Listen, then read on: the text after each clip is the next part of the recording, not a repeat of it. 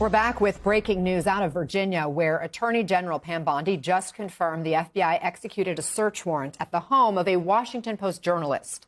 Bondi says the journalist was, quote, obtaining and reporting classified and illegally leaked information from the Pentagon contractor, who she adds is currently behind bars.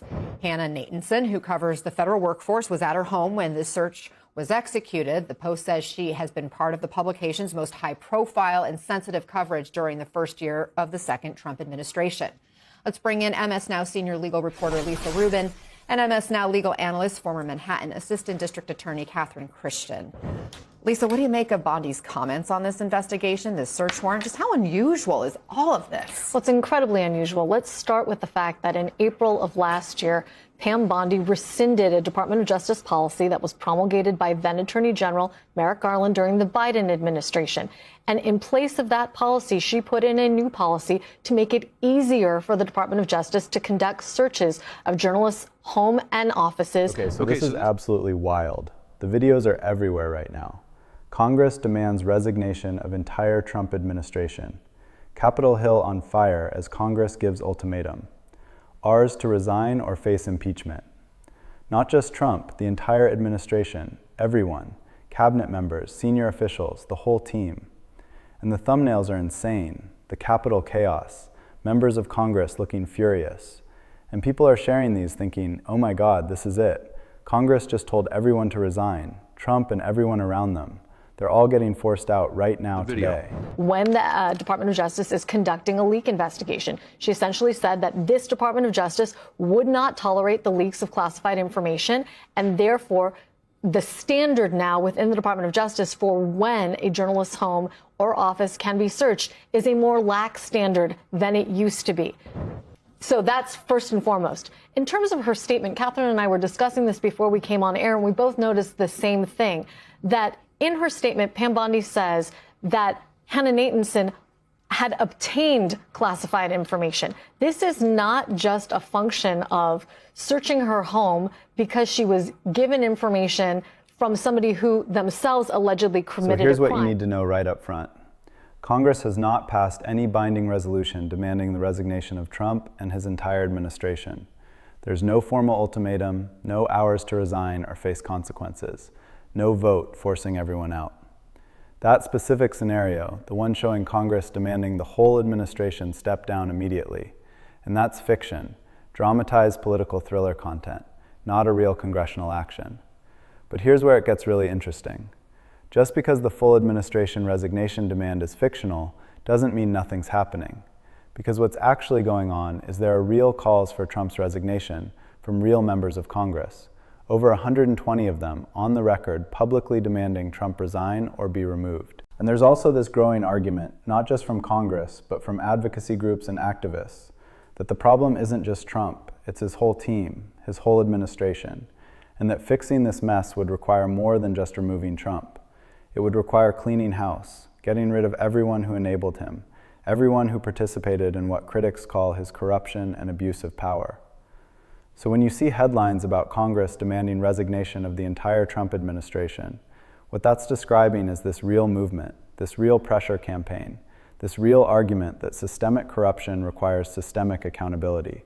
Not something Congress formally voted on, but something that's being talked about, organized around, built into advocacy campaigns, and dramatized into fictional ultimatums and videos. Let me break down what's real. Over 120 House members, that's a lot. More than a quarter of the House. They're on record calling for Trump's resignation or impeachment. Some are also talking about the 25th Amendment, and at least 7 senators have joined them. So this isn't just progressive activists on Twitter.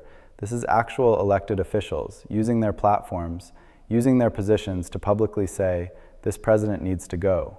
He needs to resign, or we need to remove him through constitutional mechanisms, and the impeachment infrastructure is there.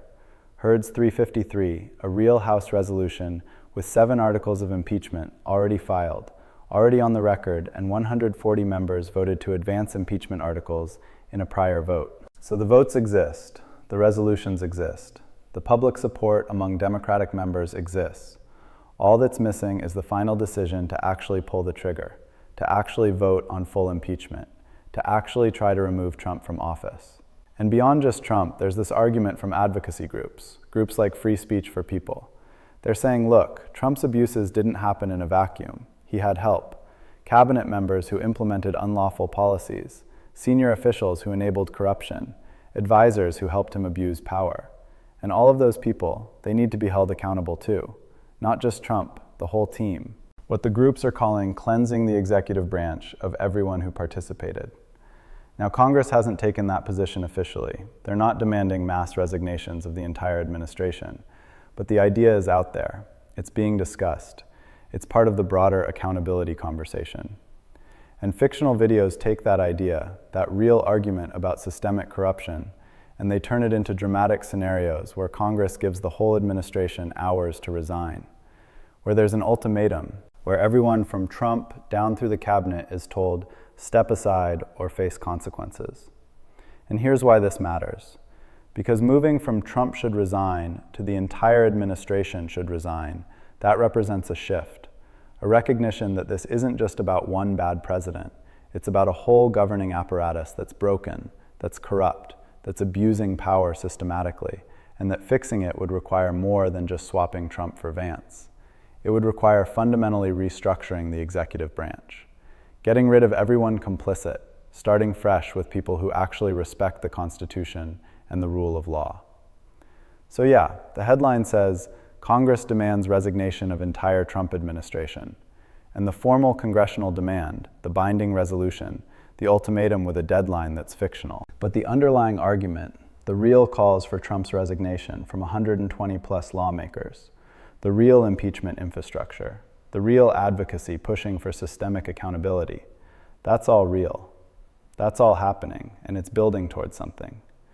Maybe not immediate mass resignations, but definitely creating this narrative, this pressure, this argument that Trump and his whole team are illegitimate, are corrupt, are dangerous, and need to go. All of them, not just the president, everyone. All right. Let's dig into exactly what's happening with these resignation demands and this push for systemic accountability, because I want you to understand what's real, what's exaggerated, and why this whole administration framing represents something significant, even if it hasn't resulted in actual resignations. So first, the real calls for Trump's resignation. Over 120 House members on record. Now, these aren't binding votes. These aren't formal resolutions that Congress passed. These are individual members using their platforms, making public statements, signing letters, joining petitions, all saying the same thing. Trump should resign, or if he won't resign, he should be removed through impeachment or the 25th Amendment. But he needs to go, one way or another. His presidency needs to end early. And why are they saying this? Well, different members cite different reasons. Some focus on Greenland, Trump's threats to invade a NATO ally, his claims that the U.S. would be unstoppable in a conflict, his disregard for international law and alliances. They're saying this guy is threatening to start a war over Greenland. He's unfit. He needs to resign before he does something catastrophic. Others focus on court defiance, Trump's violations of gag orders, his attacks on judges, his refusal to fully comply with court orders, his administration's stonewalling of congressional oversight. They're saying this is a president who doesn't respect the rule of law, who treats courts and Congress like obstacles to work around rather than co-equal branches to respect. And that fundamental disrespect for constitutional limits that makes him unfit that justifies removal. Still, others focus on corruption. The fraud findings in New York, the allegations about using his position for personal gain, the appointments of loyalists who shield him from accountability, the whole pattern of treating the presidency as a personal business opportunity rather than a public trust. They're saying this level of corruption, this blatant self-desealing, this deserves resignation or removal. We can't just wait until 2028 and hope he doesn't do too much damage in the meantime. And some members are making a broader argument. They're saying, look at the whole picture. Greenland court defiance, corruption, abuse of emergency powers, attacks on the press, threats against judges, undermining NATO, all of it together. That's not just isolated mistakes, that's a pattern. That's someone who's fundamentally incompatible with democratic governance, who doesn't believe in constitutional limits, who thinks he's above the law. And that person, that kind of president, they need to be removed, period. now 7. Senators have also called for Trump's resignation or removal.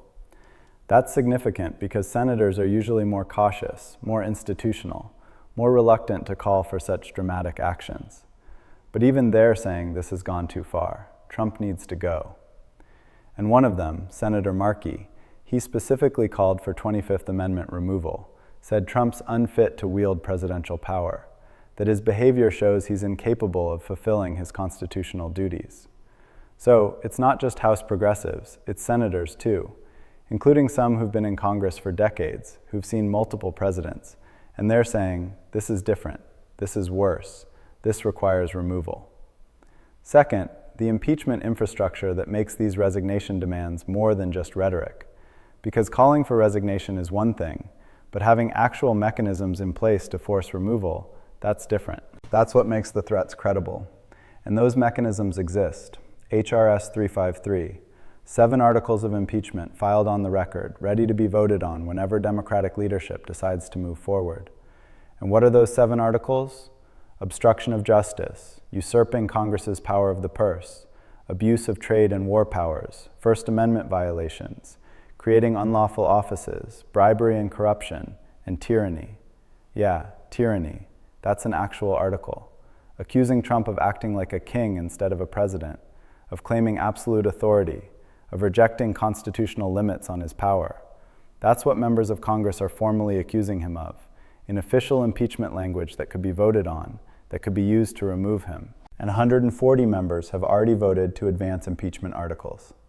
That's not a final impeachment vote, but it shows the support exists, shows that when it comes time to actually vote on impeachment, Democratic leadership can count on at least 140 members, probably more, to vote yes, to vote to impeach Trump for a 3rd time, to send articles to the Senate for trial. So the infrastructure is there, the votes are there, the formal accusations are there. All that's missing is the political decision to actually do it. Third, the shift from Trump should resign to the whole administration should resign. And this is where things get really interesting, because some advocacy groups and activists aren't just focusing on Trump anymore. They're arguing that the problem is systemic, that it's not just one corrupt president, it's an entire administration that's enabling and participating in corruption and abuse, and that real accountability would require removing all of them, not just Trump, everyone. And who are they targeting? Well, cabinet members who implemented policies advocates say are unlawful, like aggressive immigration enforcement that violates due process, or funding freezes that defy congressional appropriations, or emergency declarations used to bypass normal procedures. Argument is, these cabinet members, they knew what they were doing. They knew these policies were questionable legally, but they implemented them anyway because Trump told them to, and that makes them complicit. That makes them part of the problem. That means they should resign too. Senior White House officials who've enabled Trump's worst impulses, who've helped him attack judges, who've drafted executive orders that push constitutional boundaries, who've participated in what critics call abuse of power.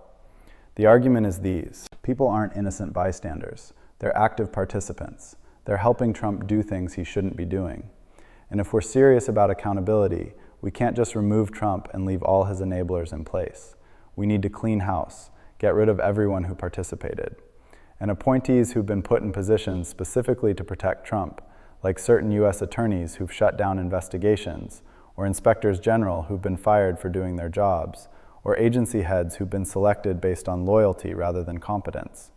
The argument is these appointments were corrupt from the start. They were designed to shield Trump from accountability and leaving them in place. That perpetuates the corruption that allows the problems to continue. So they need to go too. Now, has Congress adopted this position? Have they formally demanded the entire administration resign? No. This is advocacy rhetoric. This is activist argument. This is groups trying to shift the conversation, trying to make people think bigger, think systemically, not just about Trump, but about the whole apparatus that enables him. But it's an argument that's gaining traction, that's being discussed, that's influencing how people think about accountability. Here's also in the fictional videos.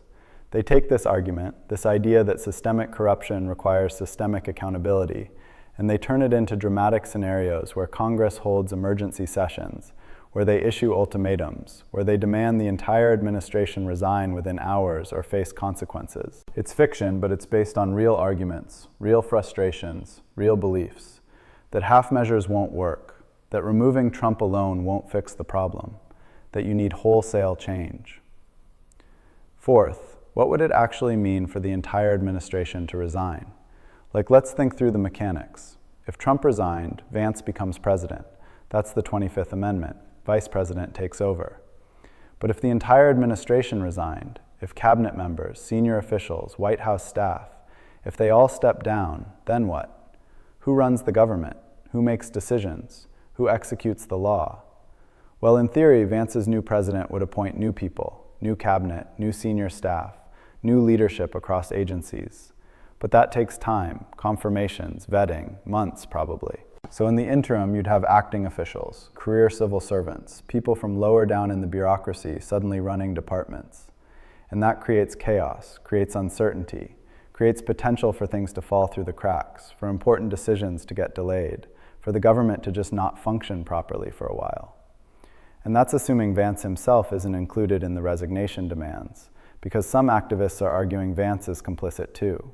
He stood by Trump, defended him, enabled him. So if we're demanding accountability, Vance should go too. And if both Trump and Vance resign, then who becomes president, Speaker of the House? That's the line of succession.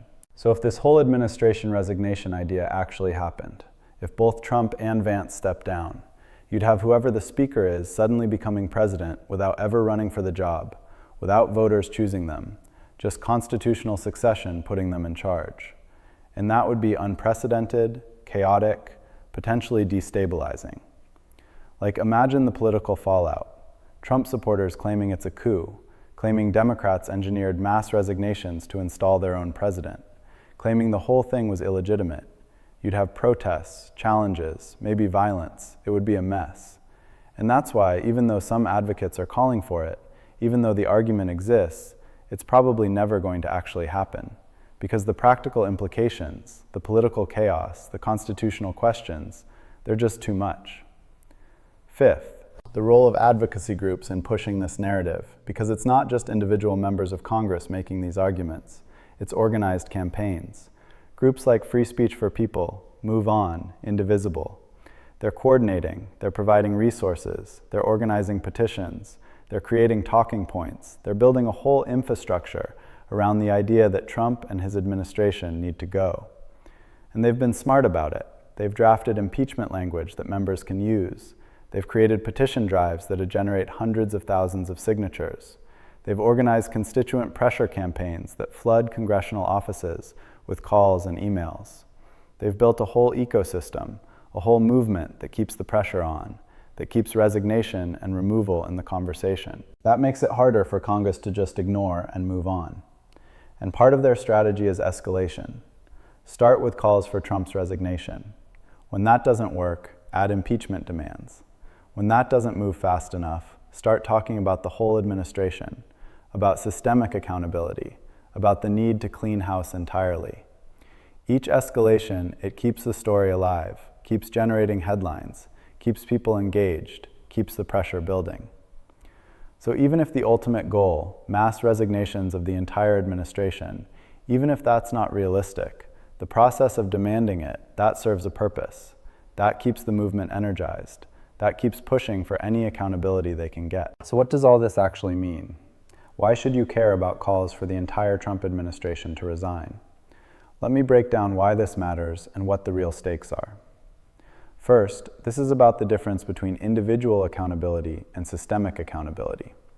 Because usually when we talk about political accountability, we focus on individuals.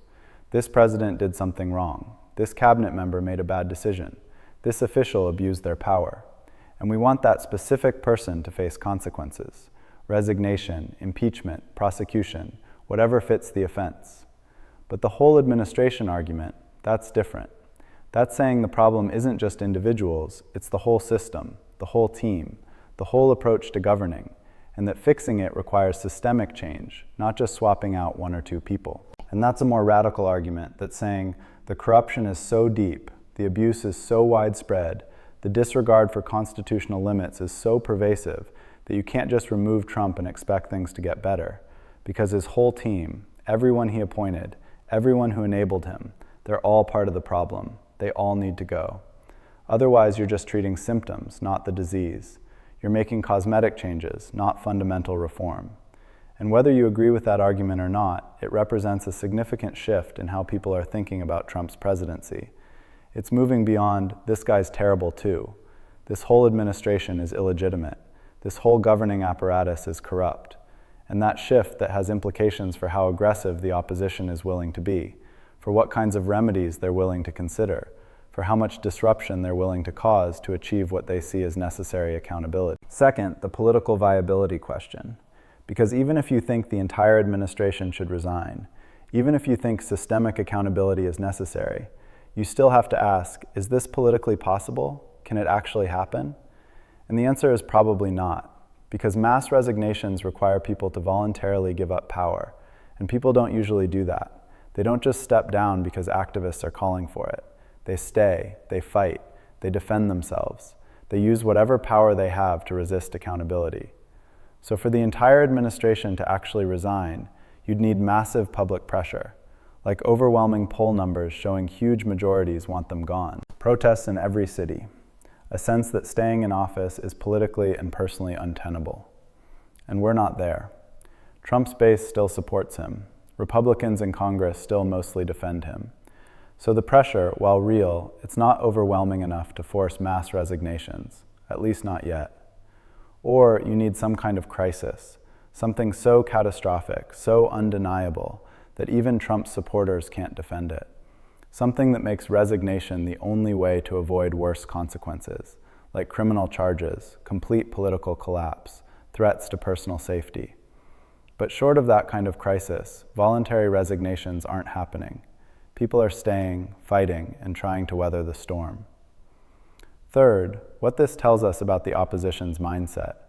Because the fact that people are even talking about the entire administration resigning, that tells you something. It tells you that critics see Trump's presidency as fundamentally illegitimate, not just flawed, not just problematic, but illegitimate, built on corruption, maintained through abuse, incompatible with democratic governance. And when you see something as illegitimate, you don't just want reforms, you want it gone, completely, replaced with something legitimate, something constitutional, something that respects the rule of law. And that mindset, it drives maximalist demands. It drives calls for the entire administration to resign, for wholesale change, for systemic accountability. Because anything less, anything that leaves part of the system in place, that feels like accepting the illegitimacy, like normalizing the corruption, like saying, okay, we'll tolerate this level of abuse as long as it's not quite as bad as it could be. And critics aren't willing to do that, aren't willing to normalize, aren't willing to accept half measures. So they demand everything, demand complete accountability even if it's not realistic, even if it's not going to happen. Fourth, the role of fictional dramatization in shaping political narratives. Because these videos about Congress demanding the entire administration resign, they're not just entertainment, they're not just clickbait. They're shaping how people think about what's possible, what's necessary, what accountability looks like. When you watch a video showing Congress giving ultimatums, demanding mass resignations, threatening consequences, that plants an idea that makes that scenario seem more real, more possible, more like something that could actually happen. And even when people see the disclaimer, even when they know it's fictional, the emotional impact remains, the sense that this is what should happen, what needs to happen, what would happen in a just world. And that emotional impact, it can motivate action, can drive people to sign petitions, to call their representatives, to demand that fiction become reality. So the videos, even as fiction, they serve a purpose. They create aspirational visions. They show what accountability could look like, and they energize people to work toward making it real. Fifth, what should you actually watch for going forward? Because if you're trying to follow this story, trying to understand where things are headed, what are the real indicators? What tells you whether this movement is gaining strength or losing steam? Well, watch for the resignation call numbers. If more members of Congress join, if the count goes from 120 to 150 to 200, that shows momentum. That shows the movement is growing. That shows more lawmakers are willing to publicly demand Trump's removal. Watch for impeachment votes. If the House actually votes on articles, if they pass, if Trump gets impeached for a third time, that's escalation. That's the movement turning rhetoric into action. That's accountability mechanisms actually being used, not just threatened. And watch for how the Senate responds. If you start seeing Republican senators, even just one or two, saying they might vote to convict, that's huge. That shows cracks in Republican unity. That shows potential for removal becoming realistic. Watch for cabinet resignations, not mass resignations, but individual ones. If cabinet members start stepping down, citing disagreements with Trump, citing concerns about his behavior, that shows pressure is working. That shows even people inside the administration are uncomfortable, are distancing themselves, are trying to save their own reputations by getting out. And each resignation, it weakens Trump. It makes the administration look more chaotic, more dysfunctional, more like it's falling apart. And watch for public opinion. If Trump's approval keeps dropping, if polls show growing support for resignation or removal, that changes everything. That makes it politically safer for Republicans to abandon him. That makes it more likely that pressure campaigns will succeed. That makes voluntary resignation or forced removal through impeachment more realistic, more achievable, more like something that could actually happen rather than just activist fantasy. Sixth, the constitutional implications of what's being demanded. Because saying the entire administration should resign, that's not just a political statement. It has constitutional dimensions. The administration, the cabinet, senior officials, they're part of the executive branch. They're appointed by the president. They serve at his pleasure.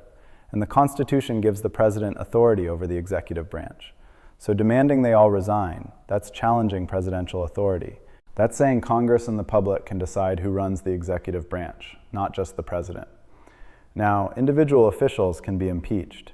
Cabinet members, senior appointees, Congress has that power. But mass impeachment of an entire administration, that's never been done. That's unprecedented. And it raises questions. Does Congress have that power? Can they really force out everyone? Or is that executive branch autonomy that Congress can't touch? These are untested constitutional waters. And if the movement actually got to the point of trying mass removals, you'd have court battles, constitutional challenges, fights about separation of powers. It would be messy, complicated, potentially destabilizing. Seventh, what this means for the 2026 midterms, because that's really what this is building toward. These resignation demands, these impeachment calls, these systemic accountability arguments. They're partly about the present, about trying to remove Trump now, but they're also about the future, about building toward 2026, about creating a campaign narrative, about giving Democrats something to run on and Republicans something to defend against. So yeah, breaking Congress demands resignation of entire Trump administration. That's the headline. And the formal congressional demand, the binding resolution, the ultimatum with ours to resign, that's fictional. That didn't happen. But the underlying reality, the 120 plus lawmakers calling for Trump's resignation, the real impeachment infrastructure, the advocacy campaigns demanding systemic accountability, the growing argument that the whole administration is complicit and corrupt, that's all real. That's all building. That's all creating pressure, creating momentum, creating a narrative that could. If conditions shift, if Democrats gain power in 2026, if Trump's behavior keeps escalating, actually lead to something. Maybe not mass resignations of everyone, but impeachment, removal, some form of accountability that goes beyond just waiting for 2028 and hoping Trump doesn't destroy too much in the meantime. And that possibility, that threat, that's what's driving the current fight. That's what makes these resignation demands more than just noise, more than just partisan attacks. They're part of a genuine constitutional struggle about whether our system can hold leaders accountable, about whether abuse of power has consequences, about whether democracy can protect itself from leaders who don't believe in its principles. And the answer to those questions, the outcome of that struggle, that's going to define American politics for a generation. Because if accountability fails, if Trump and his administration can do whatever they want without consequences, then we've learned that power once gained is essentially unlimited, that constitutional constraints are suggestions, that checks and balances are theater. But if accountability succeeds, if removal becomes real, if consequences actually materialize, then we've learned that the system still works, that democracy can defend itself, that no one, not even the president, is above the law. And which lesson we learn, which path we take, that's being decided right now, through these fights, these demands, these campaigns, these votes. And we're all watching, all participating, all helping determine whether American democracy survives this test, or whether we're witnessing its transformation into something else, something less constrained, less accountable, less democratic, and that's what's really at stake behind all the headlines, behind all the drama, behind all the resignation demands, the future of democratic accountability itself.